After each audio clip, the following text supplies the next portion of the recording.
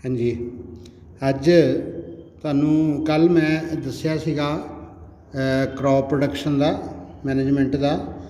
अज आपां करांगे एग्रीकल्चर प्रैक्टिसिस, मतलब प्लांट्स खेतों दे विच लगाउण तो लैके प्लांट्स नूं पक्कण वेले वढण तक बहुत सारिया प्रोसैसिस असीं करदे हां। ठीक है, तो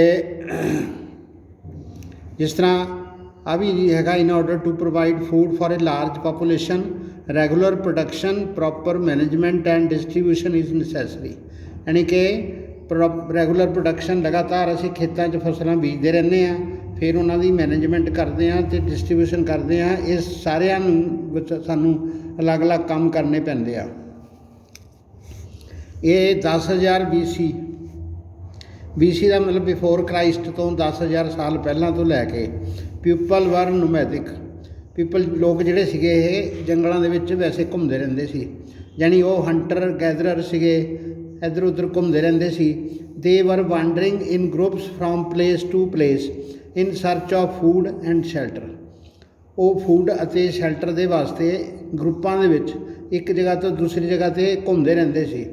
दे ate raw fruits and vegetables, वो कच्चे फल ते सब्जियां खांदे सी। And started hunting animals for food. इहदे नाल नाल वो जानवरां नूं मार के भी खांदे सी। Later they could cultivate land.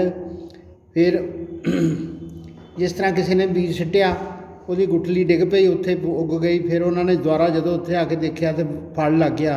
फिर इस तरह उन्होंने ज्ञान हो गया कि असीं फसलां जिहड़ियां कोई भी पौधे आ प्लांट्स जिहड़े आ उन्हां नूं असीं जमीन दे विच बीज सकते हैं। इस करके later they could cultivate land. फिर उन्होंने जमीन जिहड़ी उन्होंने जोतना शुरू करता, हल बाउणे शुरू करते।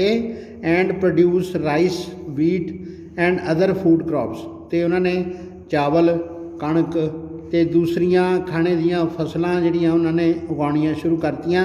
दस वाज बॉर्न एग्रीकल्चर। तो एग्रीकल्चर जिहड़ा आ ये एग्री का मतलब हुंदा, एग्री का मतलब हुंदा टू कल्टीवेट लैंड। ठीक है, when plants of the same kind are cultivated at one place on a large scale. जदों बहुत सारे प्लांट्स इक्को जगह ते लार्ज स्केल ते उगाए जाते हैं। बहुत सारे प्लांट्स लार्ज स्केल ते जदों इकट्ठे उगाए जाते हैं तो उन्होंने असीं क्रॉप कहने आ। When plants of same kind are cultivated at one place on a large scale it is called crop. For example, crop of wheat means that all the plants grown in a field are that of wheat। एक खेत विच जिन्ने भी पौधे लगे आ सारे काहदे आ, कणक दे आ, तो उन्होंने आपां क्रॉप कहांगे। You already know that crops are of different types like, सानू पता 7th दे विच 6th दे विच असीं ये पढ़िया कि प्लांट्स जिहड़े हुंदे आ उन्हां दे विच पौधे जिहड़े फसलां दे क्रॉप्स दे हुंदे आ, वो हुंदे आ सीरीअल्स। सीरीअल्स हुंदे आ वीट राइस मेज, यानी कि अनाज। वैजीटेबल्स हुंदे आ जिस तरह आपां घर दे विच आपां सब्जियां शिमला मिर्च घीया कद्दू बैंगन ये सारे यूज़ करते हैं, ये सारे वैजीटेबल्स हुंदे आ। एंड फ्रूट्स, तो ये अंब अनार अंगूर संतरा अमरूद ये सारे जिहड़े आ ये फ्रूट आ। These can be classified on the basis of the season in which they grow. तो ये जिहड़े फ्रूट्स वैजीटेबल सीरीअल्स आ इन्हां नूं असीं जिहड़े मौसम विच वो उगदे आ उसे मौसम के हिसाब नाल इन्हां नूं असीं क्लासीफाई यानी कि वंड सकते हैं। India is a vast country. India एक बहुत बड़ा देश आ। The climate conditions like temperature humidity and rainfall vary from one region to another. उन्हें ये कल्ले कल्ले वर्ड का मीनिंग तुहानूं पता लगना चाहिए। जिस तरह इंडिया एक बहुत बड़ा देश है, सानूं पता इहदियां 28 स्टेट्स आ ते 9 यूनियन टैरेटरीज आ। इत्थे दा क्लाइमेट कंडीशन जिहड़ियां वो अलग अलग आ। क्लाइमेट एक हुंदा वैदर, एक हुंदा क्लाइमेट। ठीक है, वैदर हुंदा रोज़ का कभी गर्मी हो गई कभी सर्दी हो गई, सवेर नूं ठंड हो गई, दोपहर नूं धुप्प निकल आई, शाम नूं मींह पै गया। ਉਹ ਵੈਦਰ ਹੁੰਦਾ।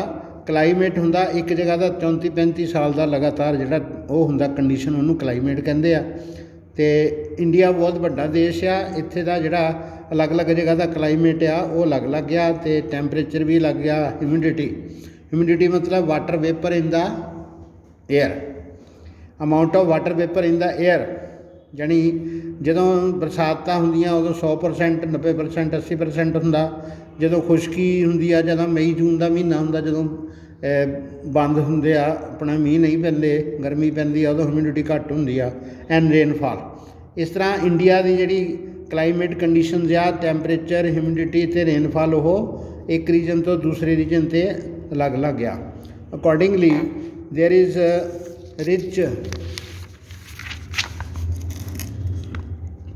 Rich variety of crops grown in different parts of the country.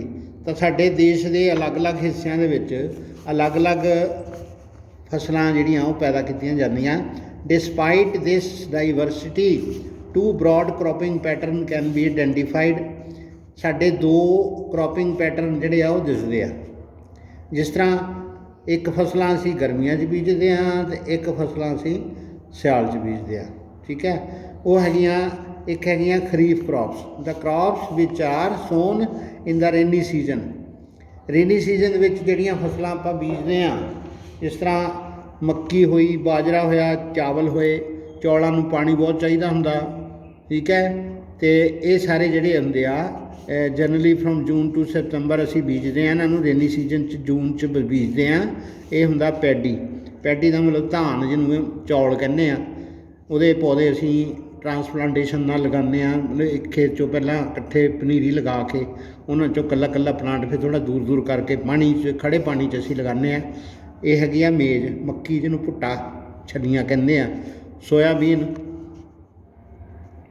ਇਹ ਪ੍ਰੋਟੀਨ ਰਿਚ ਚੀਜ਼ਾਂ ਹੁੰਦੀਆਂ। ਗਰਾਊਂਡਨਟ, ਮੂੰਗਫਲੀ ਆ। ਐਂਡ ਕਾਟਨ, ਜਿੱਥੇ ਕਾਟਨ ਕਾਲੀ ਮਿੱਟੀ ਵਿੱਚ ਜ਼ਿਆਦਾ ਹੁੰਦੀ ਆ। ਅਤੇ ਇਹ ਸਾਰੀਆਂ ਜਿਹੜੀਆਂ ਫਸਲਾਂ ਤੁਹਾਨੂੰ ਮੈਂ ਦੱਸੀਆਂ, ਪੈਡੀ, ਮੇਜ਼, ਸੋਇਆਬੀਨ, ਗਰਾਊਂਡਨਟ ਐਂਡ ਕਾਟਨ, ਇਹ ਸਾਰੀਆਂ ਖਰੀਫ ਕ੍ਰੋਪਸ ਆ। ਠੀਕ ਹੈ, ਅੱਗੇ ਹੈਗੀਆਂ ਰਵੀ ਕ੍ਰੋਪਸ। ਦ ਕ੍ਰੋਪਸ ਗਰੋਨ ਇਨ ਦਾ ਵਿੰਟਰ ਸੀਜ਼ਨ। ਜਿਹੜੀਆਂ ਫਸਲਾਂ ਸਰਦੀਆਂ ਵਿੱਚ ਅਕਤੂਬਰ ਤੋਂ ਮਾਰਚ ਵਿੱਚ ਬੀਜੀਆਂ ਜਾਂਦੀਆਂ, ਠੀਕ ਹੈ, ਆਰ ਕਾਲਡ ਰਵੀ ਕ੍ਰੋਪਸ। ਉਹਨਾਂ ਨੂੰ ਰਵੀ ਕ੍ਰੋਪਸ ਕਹਿੰਦੇ ਆ। Example of rabi crops are wheat, gram, pea, mustard and line seed.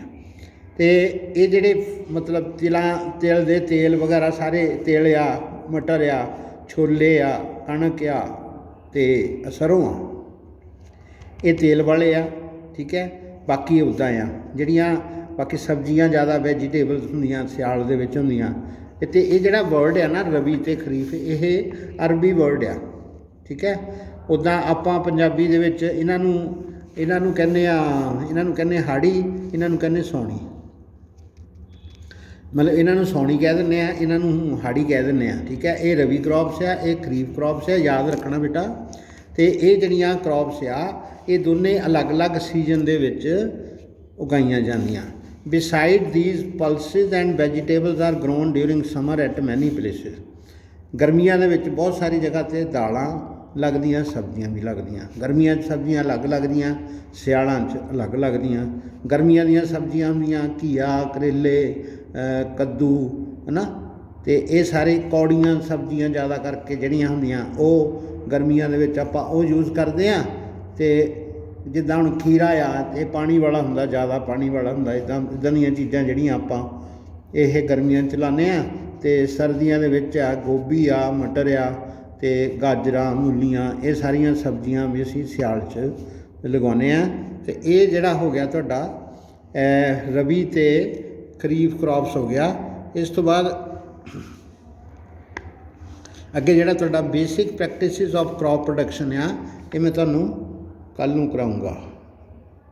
ਠੀਕ ਆ, ਇਹ ਹੁਣ ਤੁਹਾਡਾ ਮੇਨ ਪਤਾ ਲੱਗ ਗਿਆ ਕਿ ਪਹਿਲਾਂ ਬੰਦਾ ਜਿਹੜਾ ਸੀ ਨੋਮੈਡਿਕ ਸੀਗਾ, ਫਿਰ ਉਹਨਾਂ ਨੇ ਹੌਲੀ ਹੌਲੀ ਫਸਲਾਂ ਜਿਹੜੀਆਂ ਲਗਾਉਣੀਆਂ ਸ਼ੁਰੂ ਕਰ ਦਿੱਤੀਆਂ। ਵੱਡਾ ਸਾਰਾ ਦੇਸ਼ ਆ, ਟੈਂਪਰੇਚਰ, ਹਿਊਮਿਡਿਟੀ ਅਲੱਗ-ਅਲੱਗ, ਰੇਨਫਾਲ ਵੀ ਅਲੱਗ-ਅਲੱਗ ਆ। ਇਸ ਕਰਕੇ ਅਲੱਗ-ਅਲੱਗ ਜਗ੍ਹਾ 'ਤੇ ਅਲੱਗ-ਅਲੱਗ ਫਸਲਾਂ ਜਿਹੜੀਆਂ ਲਾਈਆਂ ਜਾਂਦੀਆਂ। ਅਤੇ ਆਹ ਜਿਹੜਾ ਤੁਹਾਡਾ ਖਰੀਫ ਕ੍ਰੋਪਸ ਆ ਅਤੇ ਰਵੀ ਕ੍ਰੋਪਸ ਆ, ਇਹਦੇ ਨਾਲ ਰਿਲੇਟਡ ਜਿੱਦਾਂ ਤੁਹਾਡੇ ਮਨ 'ਚ ਕੋਈ ਕੁਐਸਚਨ ਪੁੱਛਦੇ, ਤੁਸੀਂ ਪੁੱਛ ਸਕਦੇ ਆ ਮੈਨੂੰ। ਤੇ ਮੈਂ ਹੁਣ ਵੀਡੀਓ ਤੁਹਾਡੀ ਇਹ ਬਣਾਈ ਆ ਤੇ ਤੁਹਾਨੂੰ ਬੇਟਾ ਇਹਦਾ ਮਤਲਬ ਪਤਾ ਲੱਗਣਾ ਚਾਹੀਦਾ। ਇਹ ਨਾ ਹੋਵੇ ਕਿ ਮੈਂ ਵੀਡੀਓ ਬਣਾਈ, ਤੁਸੀਂ ਦੇਖੀ, ਖੋਲ੍ਹੀ, ਬੰਦ ਕੀਤੀ, ਪਤਾ ਨਹੀਂ ਦੇਖੀ ਕਿ ਨਹੀਂ ਦੇਖੀ। ਪਰ ਇਹਦੇ ਵਿੱਚ ਤੁਸੀਂ ਜੇ ਤੁਹਾਨੂੰ ਸਮਝ ਨਹੀਂ ਆਈ, ਮੈਂ ਤੁਹਾਨੂੰ ਵਾਰ-ਵਾਰ ਹੁਣ ਕਹਿਣਾ, ਰੋਜ਼ ਕਹਿਣਾ, ਵਾਰ-ਵਾਰ ਕਹਿਣਾ, ਤੁਸੀਂ ਜੇ ਮੈਨੂੰ ਨਹੀਂ ਪੁੱਛੋਗੇ, ਕੋਈ ਰਿਸਪੌਂਸ ਨਹੀਂ ਦਿਓਗੇ ਤਾਂ ਫਿਰ ਮੈਨੂੰ ਕਿੱਦਾਂ ਪਤਾ ਲੱਗੂਗਾ ਵੀ ਤੁਹਾਨੂੰ ਪਤਾ ਲੱਗਦਾ। ਹੁਣ ਜਿੰਨਾ ਚਿਕਰ ਇਹ ਕਰੋਨਾ ਹੈਗਾ ਉਹਨਾਂ ਚਿਕਰ ਤਾਂ ਅਸੀਂ ਮਤਲਬ ਇਸ ਤਰ੍ਹਾਂ ਔਨਲਾਈਨ ਪੜ੍ਹਾਉਣਾ ਸਾਨੂੰ ਪੈਣਾ, ਸਾਡੀ ਇਹ ਮਜਬੂਰੀ ਆ। ਬਾਕੀ ਤੁਸੀਂ ਆਪਣੇ ਲੈਵਲ 'ਤੇ ਦੂਸਰੀਆਂ ਬੁੱਕਸ ਵੀ ਪੜ੍ਹ ਸਕਦੇ ਆ ਜਿਨ੍ਹਾਂ ਦੇ ਵਿੱਚ ਇਹ ਕੁਛ ਲਿਖਿਆ ਹੋਵੇ। ਆਪਾਂ ਪੜ੍ਹਦੇ ਹਾਂ NCERT ਯਾਨੀ ਕਿ national council of research and training ਵਾਲੀਆਂ ਕਿਤਾਬਾਂ ਹੁੰਦੀਆਂ ਇਹ NCERT ਦੀਆਂ 8th ਕਲਾਸ ਦੀ ਸਾਇੰਸ ਦੀ ਬੁੱਕ ਆ ਇਹ। ਇਹਦੇ ਵਿੱਚ ਫਸਟ ਚੈਪਟਰ ਆਪਾਂ ਪੜ੍ਹ ਰਹੇ ਹਾਂ। ਇਹਦੇ ਵਿੱਚੋਂ ਕੋਈ ਵੀ ਵਰਡ ਜਿਹੜਾ ਅੰਡਰਲਾਈਨ ਕਰਕੇ, ਪੈਨਸਲ ਨਾਲ ਅੰਡਰਲਾਈਨ ਕਰਕੇ, you can ask to me any time, ਕਿਸੇ ਵੇਲੇ ਵੀ ਤੁਸੀਂ ਮੈਨੂੰ ਪੁੱਛ ਕੇ ਦੱਸ ਸਕਦੇ ਹਾਂ ਵੀ ਇਹ ਮਤਲਬ ਸਾਨੂੰ ਅੱਜ ਚੀਜ਼ ਦੁਬਾਰਾ ਸਮਝਾ ਦਿਓ, ਮੈਂ ਦੁਬਾਰਾ ਇਹ ਸਮਝਾ ਦੂੰਗਾ। ਠੀਕ ਹੈ, ਓਕੇ।